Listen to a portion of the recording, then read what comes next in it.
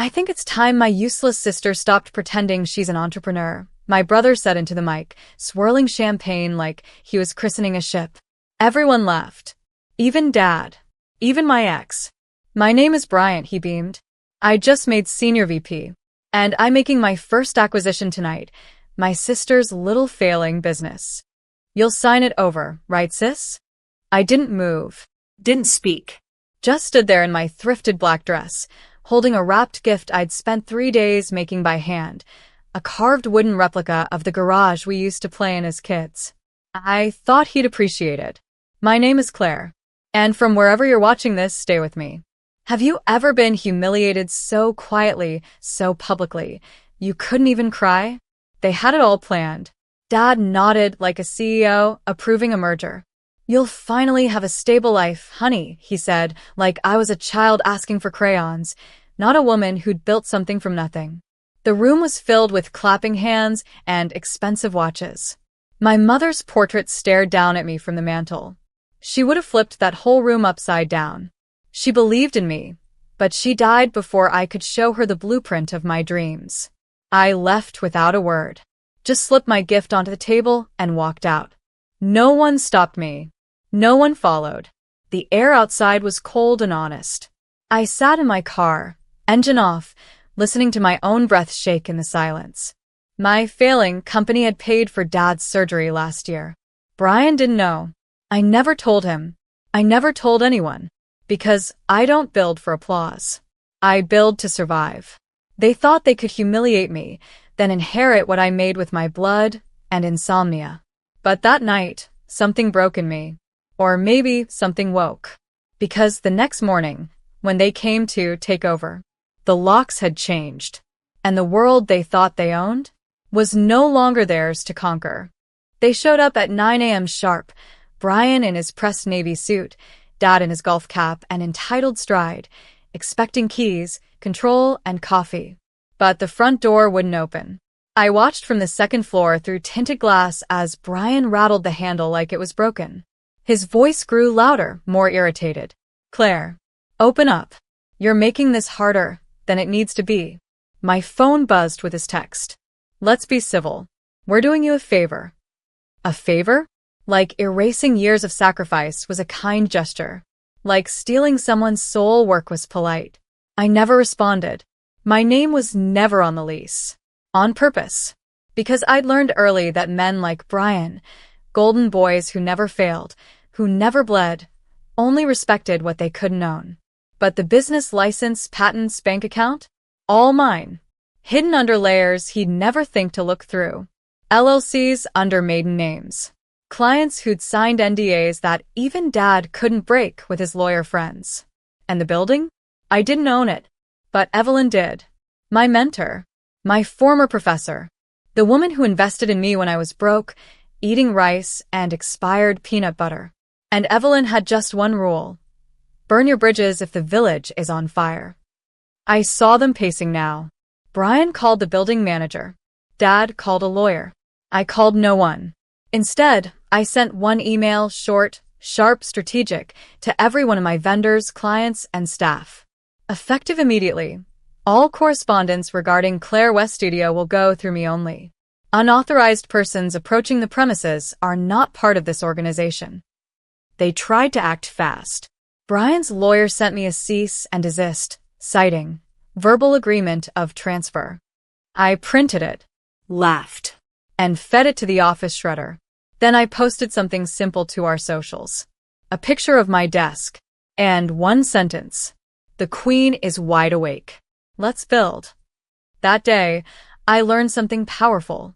When they call you useless, they're terrified of what you'll become once you stop needing their approval. The first rail shot came from Dad's lawyer. A thick envelope with a golden seal, hand-delivered to my office, as if formality could mask the betrayal inside. They were suing me. Breach of verbal contract. Unlawful withholding of family assets. Failure to disclose company valuation for intra-family acquisition. I read it twice. Then laughed. Family asset? I had built this company with second-hand tech and sleepless nights while Brian was drinking bourbon on Ivy League rooftops, calling me a dropout embarrassment. But they wanted to bury me in paperwork, make me fold from fear. Except they forgot something. I'd already lost everything once before. And I'd survived. My name is still Claire. And I was done apologizing for building differently. By noon, I had my lawyer, a woman named Tanya, whose voice could freeze a judge. She read the paperwork, then looked at me and said, "They want war. Fine. Let's make it biblical." We responded the next day with a counterclaim. Intentional defamation, emotional distress, attempted hostile takeover. We attached every email, every text, including Brian's smug message. "Don't make this messy, sis. I'll let you keep the website or something." I used to cry over words like that. Now I use them as weapons. The legal battle lit a fire under everything. Clients called, furious that they'd tried to replace me. One investor even asked if I wanted help scaling, not selling. Meanwhile, I heard Brian had begun bleeding money. His own startup, the real one he bragged about at parties, was tanking. Something about misreporting projections. Investors pulling out. Still, he held press interviews pretending he'd soon be acquiring a boutique brand run by a family member. He didn't say my name, but I saw the fear in his eyes. Because he knew I wasn't the dropout anymore. I was the threat he couldn't control. I posted one more thing that week. A video, no music, no captions. Just me, walking through my office, holding that wooden gift I made him, the one he never opened. And I said, "Some people build empires from stone, some from fire. But me? I built mine from every time you laughed at me." The walls were closing in on him. Brian tried to play the polished executive, but cracks were showing. His startup, a flashy fintech clone with recycled jargon, was exposed in a leaked report. Inflated user data, fabricated endorsements, misused grant money. I didn't leak it, but I knew who did. Evelyn had friends. In high places. People who remembered how Brian mocked her at my pitch meeting 3 years ago, called her another retired feminist trying to stay relevant. She never forgot. Neither did I. Still, I stayed quiet. That's the thing about real power. It doesn't scream. It doesn't beg. It waits. My name is Claire. And from wherever you're watching this, remember, silence is not weakness. It's strategy. Brian's investors began pulling out like teeth, one by one, until he was left with nothing but a name he could no longer afford to trademark.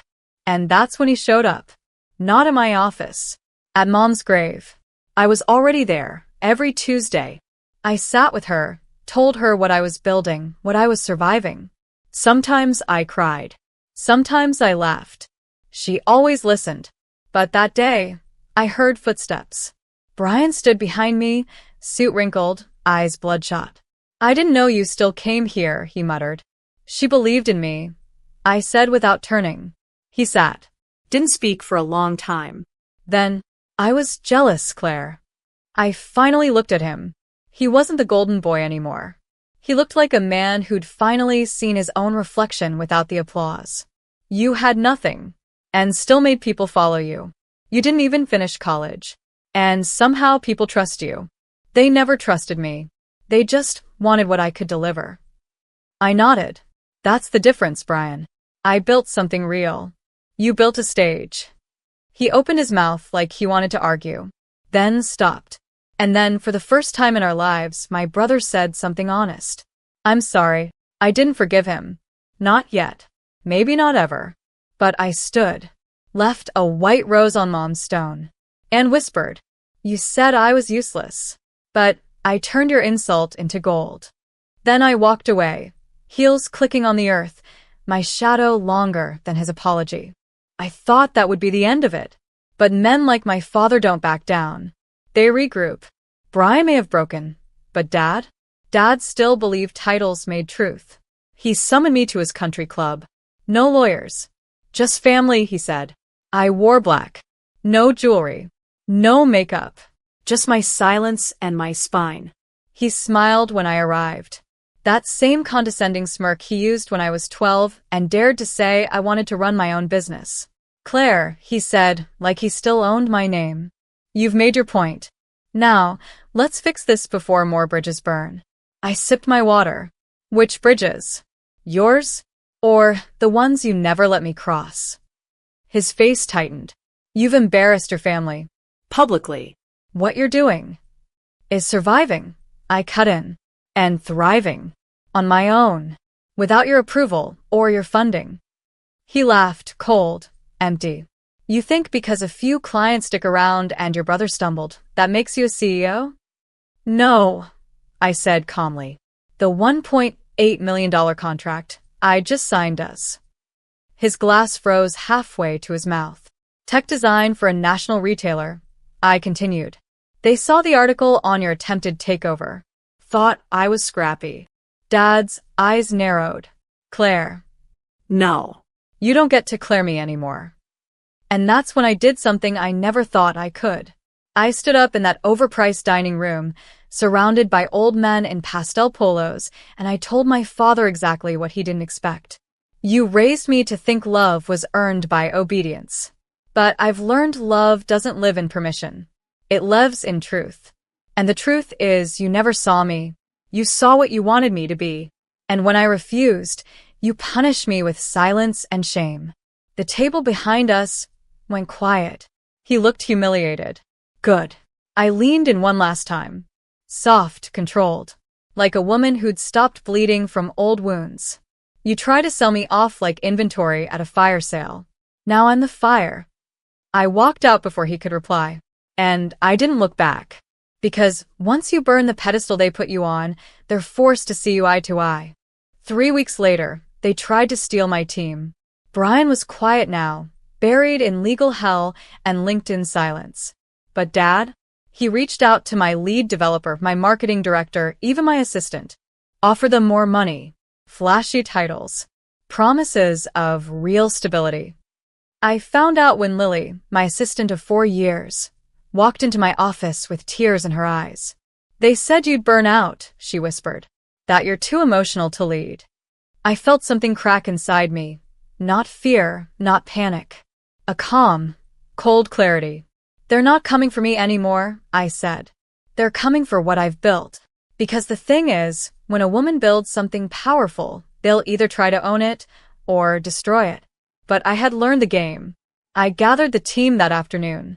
22 people who had followed me through late nights, ramen lunches, and one shared dream, to build a company that didn't run on ego, but on purpose. I stood in the center of the bullpen and told them everything. No secrets. No spin. They're trying to buy what they couldn't break. If anyone here wants to go with them, I won't hold it against you. No one moved. Not one person. Lily stepped forward first. They don't understand something, Claire. We didn't join a company. We followed you. That night, I rewrote all their contracts. Equity shares. Profit bonuses. Not just promises, power. Because loyalty should never be one-sided. The next morning, I made it public. A press release. Headlines in industry blogs. Female founder offers equity to entire team after attempted corporate sabotage. Startup CEO turns betrayal into expansion. The calls flooded in. I had to hire 2 receptionists just to keep up. And Dad? He sent a short, final email. You've made your decision. You'll regret it. I didn't reply. I was too busy doubling our revenue. They thought they could buy what I built. But I didn't build a business. I built a revolution. And you can't buy what was never for sale. I never planned to return home. But karma has a wicked sense of direction. It started with a phone call from my Aunt Janine, the one who never took sides but always had the family gossip. Claire, your dad's company is in trouble. I almost laughed. Apparently, his biggest client, an international logistics firm, had dropped him. Quietly. Swiftly. After a new digital platform made his services obsolete. A platform that just so happened to be ours. I didn't even know until Janine said the name. My team had onboarded them under a different branch of our firm. The deal had been signed 3 weeks earlier. He was bleeding cash. Laying off staff. Selling one of his vacation homes. I hung up the phone. And I sat in silence. I didn't feel triumph. Not yet. I felt still. like I was standing at the very top of a mountain no one believed I could climb. And then the email came. From Brian. Subject line: Can we talk? No arrogance. No demands. Just a calendar link and a 15-minute window. I accepted. Out of curiosity, more than anything. We met at a coffee shop, neutral ground. He looked like someone who had aged 10 years in 6 months. He didn't even order a drink. I'm not here to ask for anything, he said. I just wanted to say you were right. I waited. I built my life on other people's definitions of success. But you? You built your own. And when I tried to take it from you, you didn't just protect it, you grew it. I nodded. That's what women do. We survive the fire, then use the ashes to write blueprints. He smiled, tired but sincere. Dad's selling the house. I don't think he'll say it, but I think he knows. Knows what? I asked. That he bet on the wrong child. I left him at the table. No bitterness, no grand goodbye. Because my story wasn't about vengeance anymore. It was about reclamation. And for the first time, I felt the air shift, not in my favor, but in my ownership. They tried to write my ending, but I learned to hold the pen. Last week, I got an invitation. Thick cream envelope. Gold embossing. Formal font. You are cordially invited to the retirement gala of Richard B. Langston. My father. I stared at it for a long time. Not because I was surprised, but because it was the first thing he'd ever sent me that didn't come with instructions. Just an address. A date. And a line at the bottom. Hope you'll come. Dad. Not Claire. Not we'd be honored to have you. Just hope. I wore a crimson suit that night. No apologies in my posture. No fear in my heels. The ballroom was full of the same people who once called me the artsy one. The dropout. The embarrassment. Now they stared like they were watching someone walk out of a burning building with diamonds in her hands. I stood near the back. Then they called me up. He had done something no one expected, not even me. He made me the final speaker. I walked to the mic calm. Ready. My father built a company from ambition. I began. But he tried to pass it to someone who wore his name, not his vision. I looked directly at him. He didn't flinch. And when he tried to sell my name like property, I didn't fight back with force. I built my own house. And I lit a torch so bright, the world couldn't help but see me. Silence. Then applause. Quiet at first, then rising, like waves. He stood slowly as I stepped down. For a moment, we locked eyes. And then finally he nodded. The smallest bow. But it was enough. I walked out into the night, the city glittering like shattered glass beneath my feet. I don't need their legacy anymore. Because I've built one of my own. A legacy not of obedience, but of vision. Not handed down, but carved out. They called me a failure. A waste. A liability. Now, they call me ma'am. In boardrooms I used to clean. I was never useless. I was just underestimated. The sound of their screams still rings in my ears. Not the kind of screams you hear in an argument or a nightmare. These were real, desperate, terrified. My mother's voice cracked first, shrieking as something shattered in the hallway. My sisters followed, high-pitched, full of panic, calling for help that would never come. They weren't ready for what was happening, but I was. I had waited for this moment. Funny, isn't it? How quickly the predator becomes prey when truth slams through their perfectly curated world. Just a year ago, I was begging them, crying, soaked, clutching my 5-year-old son in my arms while the sea tried to drag us under. I remember my mother's eyes as she leaned over the edge of that boat. Cold, flat. You will be erased, she whispered. No emotion, no hesitation. Then Sana, my sister, laughed like it was all a game. Goodbye, useless ones, she said. And then they were gone. The boat sped away, white foam in its trail, while I tried to keep my son's tiny head above water. But let me take you back, just before the waves swallowed our lives. Just before my story changed forever. The sun was glittering on the surface of the sea. Birds flew overhead. The sky was painfully blue. Sana posed for selfies with her wine glass, and my mother flipped through a magazine like we were lounging poolside. It looked like a postcard. A perfect day. I remember sitting there, trying to convince myself that this was a good thing. That maybe my family was trying. Maybe I wasn't the forgotten mock daughter anymore. Maybe they were finally letting me and my son in. Little Rayan giggled as the wind whipped through his curly hair. He clung to my arm with both hands as the speedboat picked up pace, cutting through the waves. "Mama, this is like flying!" he shouted, his voice dancing above the motor. I smiled. I actually smiled. It lasted 10 more minutes. One moment we were flying across the sea. The next, I felt the push. 2 sharp hands against my back. My body lurched forward. My instinct kicked in, but it was too late. I screamed as we hit the water, icy, violent, all-consuming. I fought to the surface, gasping, choking. I turned in every direction, heart pounding, eyes burning with salt. My arms flailed until I felt him, Rayan, sputtering beside me, crying. That was the last time I saw that boat. They didn't look back. They thought I would die out there, that the ocean would take me quietly. No trace, no witnesses, just a mother and her son gone. But I didn't die. I swam, bled, and screamed into the horizon until someone heard me. And now it's my turn. Their screams were just the beginning. People love to talk about unconditional love, especially when it comes to family. But in my world, love always came with terms, with performances, with silent rules I never seemed to understand. My name is Amara. I'm a single mom. And for most of my life, I've been the invisible daughter in a house that valued image more than blood. My parents were wealthy. Not just comfortable, wealthy. I'm talking about private schools, vacation homes, and charity galas, kind of rich. My father ran a logistics empire. My mother ran everything else. Us mostly. I was the eldest, but you wouldn't know it by how I was treated. From the day Sanaa was born, it was like I became background noise. She was their golden child. Pretty, loud, charming in the way rich people love. She danced in glitter and praise, while I sat with books and questions they never had time to answer. When I got pregnant at 24, everything fell apart. Rayan's father left before I even had a chance to tell him. I was terrified but determined to raise my son alone. I came to my parents, not for money, but just support. My mother didn't even let me finish the sentence.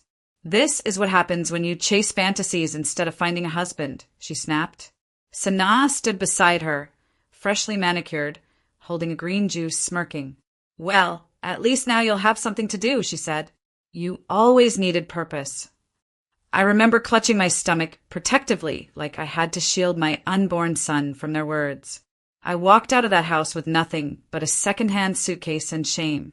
From then on, I was the burden they whispered about. The "don't be like your sister" example they gave at their parties. Still, I tried to keep some kind of connection for Rayan's sake. I wanted him to know his grandparents, even if I had to swallow my pride to make it happen. But every visit was a reminder.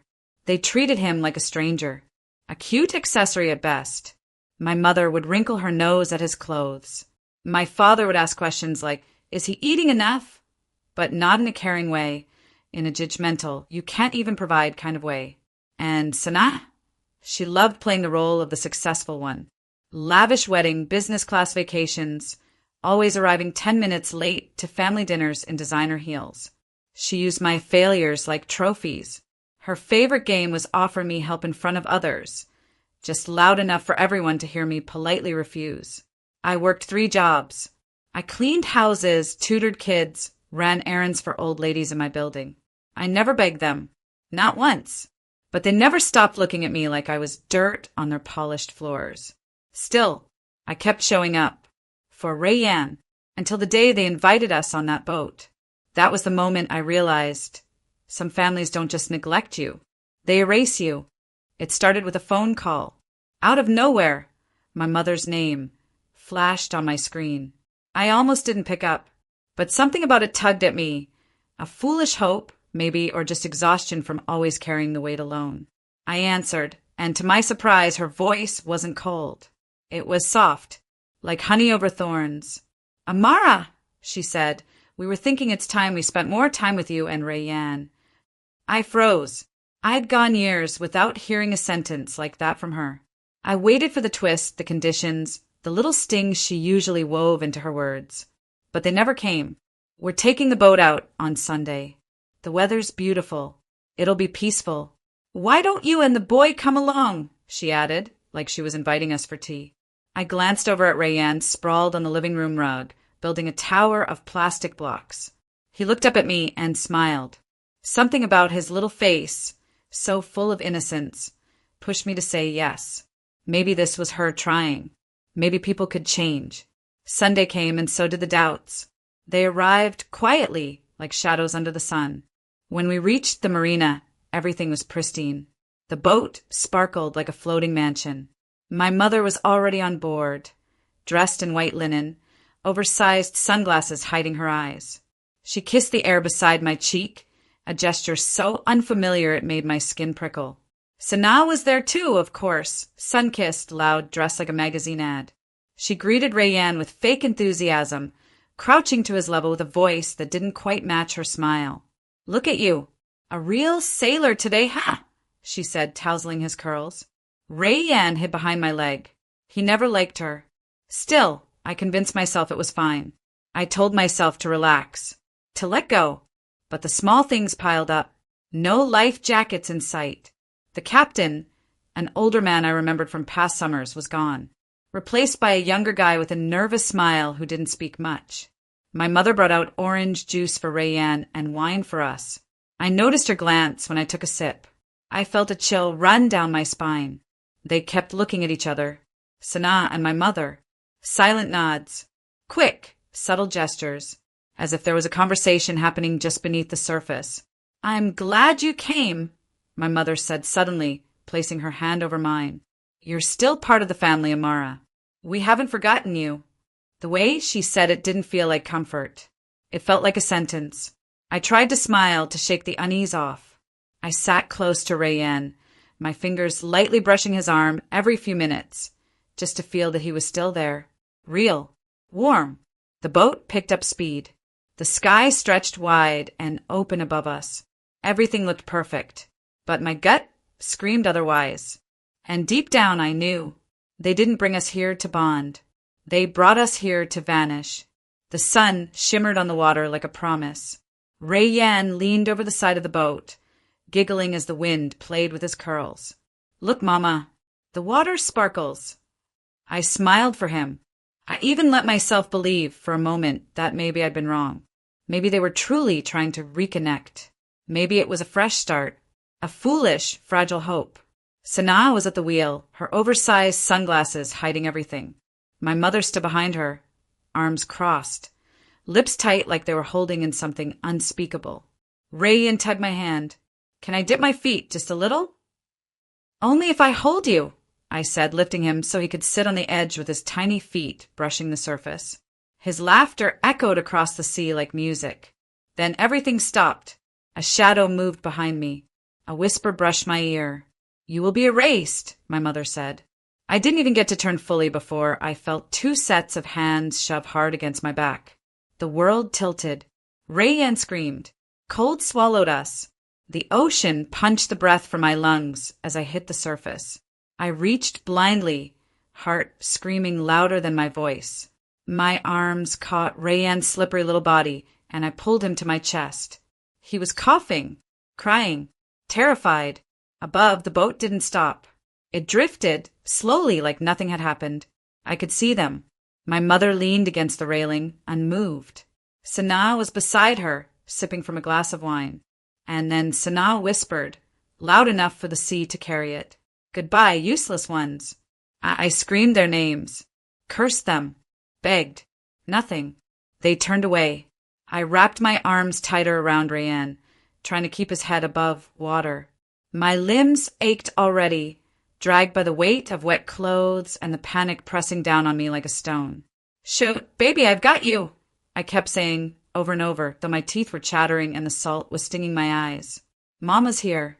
Mama's not going anywhere." He clung to me like a baby koala, shivering. There was no land in sight, no other boats, just the endless sea and the cruel sky. But I didn't let go. I couldn't. Minutes passed, then an hour, maybe more. Time bent strangely in survival. My muscles screamed. My lips cracked. My thoughts began to blur except for one. They tried to kill us, and they meant it, but we were still breathing, still alive. They had no idea the mistake they just made, because I would not drown quietly. I would not disappear. Not me, not my son. And by the time I was done, the only thing that would sink was their perfect little world. My limbs were jelly. My skin burned from the sun and salt. Each wave felt like a slap, each breath a battle. But I held Rayan, my son, above the water like he was my heart beating outside my chest. He had stopped crying. That scared me more than anything. His head rested on my shoulder, his breathing shallow. "Mama!" he whispered once, voice dry and small. "I'm here, baby," I choked. "I'm right here." But I didn't know how much longer I could keep that promise. The sea was endless. The sky offered no mercy. The boat was long gone, like our place in the family, like our names, erased. My legs cramped. My arms quivered. Salt stung my eyes so bad I saw mirages. Sometimes I imagined we were being lifted. Sometimes I thought I heard motors. But nothing came. We floated in hell. And still, I whispered to Ryan every few minutes, just so he'd hear my voice and believe we were going to be okay, even if I didn't. Then, through the haze, I heard something real. A sputter. A hum. A distant engine. I forced my head up. There, on the horizon, a boat. Small. Wooden. Moving slow. I screamed, but my voice cracked and failed. So I raised one arm. Just one. Like a flag of desperation. The boat veered. Closer. A man shouted. Two more leaned over the edge. They shouted again. Relief and panic crashed inside me like a tidal wave. Hands reached. I couldn't even lift Rayan anymore. Someone else did. My baby vanished over the edge as I blacked out. When I woke, we were on a deck. Blankets. Water. A cracked voice in a language I barely understood. A woman patting my face gently, her eyes filled with concern. Rayan was sleeping, safe beside me. Alive. Alive.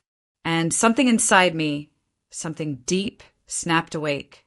I had begged for love from people who'd only ever given me cruelty. I'd trusted blood over instinct. I'd clung to hope like it was oxygen. But no more. I felt it in my bones. The burn. The promise. They thought I would drown. They thought I'd vanish like a mistake they could erase. But I didn't drown. I endured. And now I would rise. Not for revenge. Not for anger. But for justice. For truth. For Rayan, who would never again feel like he didn't belong. I was done being the forgotten one. They threw me into the ocean, thinking I'd sink. But they didn't realize. You can't drown a storm. I didn't go back. Not to the house, not to the name, not to the life where I was less than. The fishermen dropped us at a coastal shelter far from the city. No questions asked. A kind woman named Soraya, who ran the center, took one look at my sunburned face and Rayan's hollow eyes and gave us a room without a word. We stayed. I told no one who I was. Changed our names on every form. I became Mira and Rayan became Zayn. Just like that, Amara died quietly. And in her place, someone new began to rise. The first few weeks, I could barely move. My muscles ached, and my spirit felt threadbare. But I cleaned floors at night when everyone slept. I taught myself to walk without limping. I made breakfast for the other women. I volunteered for every hard task. I watched. I listened. I learned. Soraya noticed. She gave me a job at the front desk. Then helped me get certified for basic office work. A local NGO offered training in digital marketing. I took the course with fire in my veins. I worked while Rayan slept beside me, his hand always touching mine like a tether to this world. I sold handmade items online. Then I built websites for others. I used fake names, ghost accounts. I buried every trace of my old life. But in my mind, I remembered every detail of that boat. Every word they said, every glance they exchanged. I kept the pain close, not to suffer, but to sharpen. Each day I felt my body return. My heart strengthen. My will harden. People called me kind, hardworking, talented. They didn't know I was also quietly becoming dangerous. They didn't know I woke every night from dreams of the ocean, only now I wasn't drowning. I was standing, watching them sink, because I hadn't forgotten. They thought they ended my story out there in the sea. But really, that was only the first page. 2 years later, I walked into my old hometown like a stranger with power in her heels. No one recognized me. Not the sleek woman with a confident stride, glowing skin, and piercing eyes. Not the one who wore silence like armor and smiled like she knew every secret in the room. Because I did. I was no longer Amara, the forgotten daughter. Now I was Mariam Khan, an investor from Dubai looking for real estate deals and digital branding opportunities in high-end circles. A fictional name with very real influence. My first move? I bought the house next door to my parents' mansion. Cash. Then I introduced myself to my mother at a charity gala. She looked straight through me, complimented my dress, not knowing she once called me useless in that very shade of blue. I shook her hand and smiled. From there, I got closer. Sana, my golden sister, now ran an events company, funded by my parents, barely profitable, leaking money. I offered her a branding partnership through one of my shell companies. She couldn't say yes fast enough. Within weeks, I had access to her records, her clients, and most importantly, her lies. Late payments, fake invoices, sketchy offshore transfers tied to my mother's charity. Oh, how the mighty had gotten sloppy. At night, I watched them from my upstairs window. My mother sipping wine by the pool. Sanaa yelling at the housekeeper over tulips. The image of power, all built on rot. They still thought I was dead. Disappeared. A chapter they closed without guilt.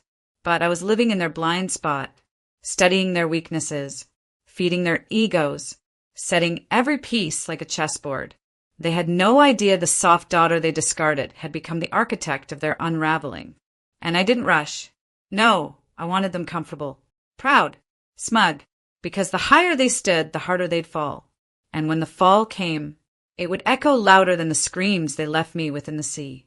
The day of reckoning arrived like a storm, quiet at first, but building, fast and unforgiving. It began with a phone call to my mother's charity, the one she'd always used as a front. I had taken the time to gather every incriminating detail. Misappropriated funds, fake donations, offshore accounts tied to the people who'd enabled her and Sanaa's luxury lifestyle. With the evidence in hand, I sent an anonymous tip to the tax authorities and a few prominent journalists. The storm picked up speed. The next day, Sanaa's company was hit with an audit. Out of nowhere, my old family accountant showed up at her office, with papers in hand detailing every transaction, every dodgy deal. The shock on her face when she saw the police walk in, pure panic. She didn't know I'd been watching every corner of her empire crumble. As the hours passed, news outlets picked up the story of the fraudulent charity. My mother was at the center of the scandal. Her reputation, carefully curated for decades, was being torn apart in front of the world. The phone started ringing nonstop. Her colleagues, the very people who'd once kissed her ring, began to turn their backs. Her image, a facade, was shattering piece by piece. And all the while, I stood back watching the chaos unfold. It didn't end there. My connections in real estate and media were too good. With a few well-placed calls, I arranged for the press to catch her at the most damaging moment. The footage of her yelling at a reporter, denying the accusations, was all anyone needed to confirm her guilt. By the time she tried to save face, it was too late. But I wasn't done. Not yet. I called her. My mother, the woman who had whispered death to me, the one who had betrayed her own flesh and blood. She picked up, her voice trembling, unsure if she was speaking to a ghost. "You think this is over?" I asked, my voice cold, steady. There was a long pause. Then a whisper. "Amara?" "No. Mariam. Mariam, please, You should have left me in the water," I said, my voice cutting through her pleas like a knife. "Because now you will drown in your own lies." Her frantic screams echoed through the phone, but no one was there to save her. Not this time. Not when it was me, her own daughter, who had become her worst nightmare. And then for the first time I let myself smile. The fall was complete.